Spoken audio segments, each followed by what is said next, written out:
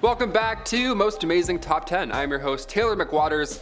Let's learn a little bit about history, shall we? Let's gag a little. Here are the top 10 punishments in history that need to be forgotten about. Number 10, Greek fire. Yeah, we'll kick this list off with a blazing mystery. Greek fire has had scholars and pyromaniacs stumped for decades. How did ancient warriors blast fire at each other's ships before Elon Musk ever existed? I don't understand. Where did these flamethrowers come from? This powerful incendiary weapon was used during the 7th century, more commonly by the Byzantine Empire. That was, they were on the top of their game with this one. Can't imagine how they wouldn't be. Imagine being the first human being to weaponize fire. How terrifying is that? It's been referred to as Roman fire or sticky fire, and water that was trying to be used to extinguish the flames, well, that ended up making it a hell of a lot worse. So many sources now realize that the trick here was to use combustible substances. Sulfur, petroleum, they would blast it from a distance, and the only way to put out Greek fire was copious amounts of sand, vinegar, or urine. Yeah, the third option there, no problem. We got tons of that on board. No sweat. Especially when a Greek fire syringe is facing your ship. Yeah, we got a lot of urine on standby. Just say the word, Captain. Easy peasy. I'm like, are we ready? I'm pretty ready. I'm shaking. Number 9. Crucifixion. This one is obviously quite well known, as this is what is said to have been done to one Jesus Christ. Yeah, the method of punishment involved the person being nailed to a large wooden block, or in the case of one Jesus Christ, it would be a cross. Now, after being nailed to the block, the person is then left out in public for people to just watch and witness the slow and painful death that they are about to experience. It's horrible. Humans are absolutely disgusting. Although the story of Jesus has made this form of punishment well known in our modern society after the fact, it was actually very popular, and there were many more people who were unfortunately subjected to this punishment. And part of the reason for its popularity was because of the terror that it created and the fear that it instilled in the people that broke the law. Yeah, you don't say. I'm sure I'd think twice before stealing that bread. Looking at this guy, I'd be like, what did he do? Number 8, burning at the stake. Oh yeah, a little bit worse. In the early ages, people loved a good fire. And I'm not talking about the nice one that we all sit around with our friends and family while we all share tall tales. No, of course I'm talking about, burning somebody publicly at the stake. Like the previous point, but just now with fire, because humans are sick. Made famous by the multitude of witch hunts and trials of the past, burning somebody at the stake was a popular form of punishment for those who were accused of treason and or witchcraft. It was popular for reasons similar to crucifixion, because burning somebody at the stake was both a spectacle for the dark souls who wanted to witness, but it was also a warning to all the others out there. Number 7. Sawing. This one always ended up in death in one way or another, so yeah, buckle up, it's pretty bad. I should have put this at number 2 or 1, my god. This method was used in different portions of the world, but it was mostly seen in Rome, Spain, and some portions of Asia. Now, this is another straightforward one, unfortunately, you know what I mean?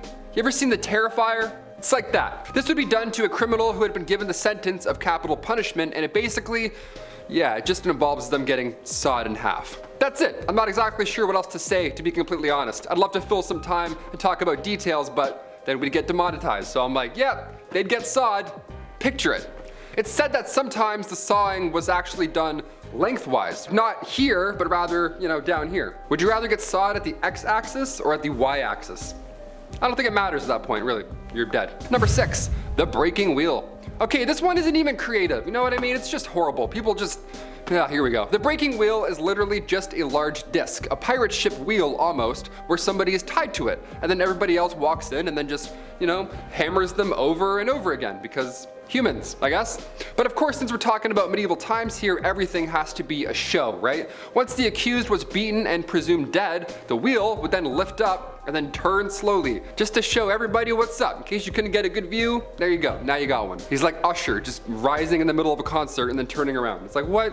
How do we even do this? Another way to use the breaking wheel, there was more than one, again, creative folks back then. The other way is they would tie a person to the wheel and then continue to rotate it, so that all the ropes would get tighter and tighter. It was kind of like the rack, but with a twist. Pun intended. Number 5, death by boiling. Again, not many details here to explain from a historical standpoint. Death by boiling. Yep, that's it. Anatomically, this one also sucked, okay? This one is exactly what it sounds like, but it can involve either water or oil. And this is one where I definitely know which one's gonna be worse. I'm gonna say oil. I'm definitely gonna say oil here. If you've ever worked in a kitchen, you're probably also agreeing with me right now. This one actually wasn't super popular back in the day, and you wanna know why? Not enough blood. Yeah, not showy enough. Come back with some pyrotechnics. Lift the guy up on a wheel. Do something cool. I don't know. Involve us. Involve the crowd. One guy was probably in the back like, boring. Let's get out of here. This one sucks. Number 4, flaying. Okay, you've probably heard of this one at some point or another, so do I really have to explain it?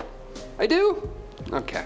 Flaying is skinning. It's a slow and extremely painful method of removing one's skin from one's body, usually with the attempts, hopefully, to keep it all intact. Nice little skin suit there. I'm gonna puke for sure after I'm done this video. In the early ages, this was a popular method of punishment or a means by which to get a confession, and depending on how far they went, this was a very famous method used in Mesopotamia, and sometimes instead of, good old skinning, they instead would remove chunks of flesh.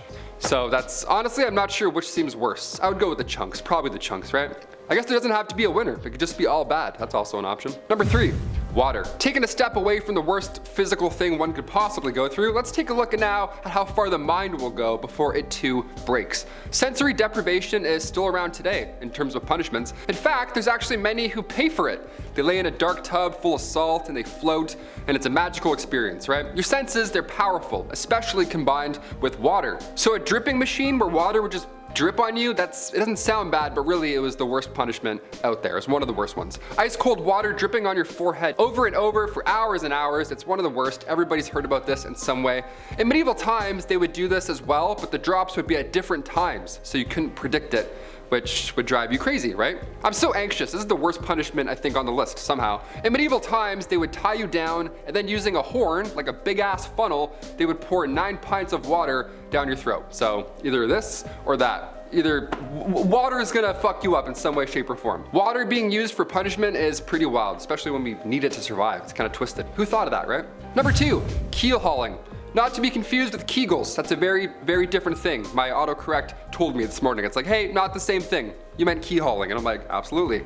Keelhauling was reserved for the worst of the worst at sea. Yeah, we gotta punish, but sometimes we're gonna be on the road, right? We gotta improvise. This was used by pirates for sailors who disobey orders and whatnot. Now the victim would be suspended by a rope, either with rocks or weights around their ankles. They would be hung off the front of the ship. Then they're lowered to the keel of the ship where all the sharp barnacles and waves and everything else lives.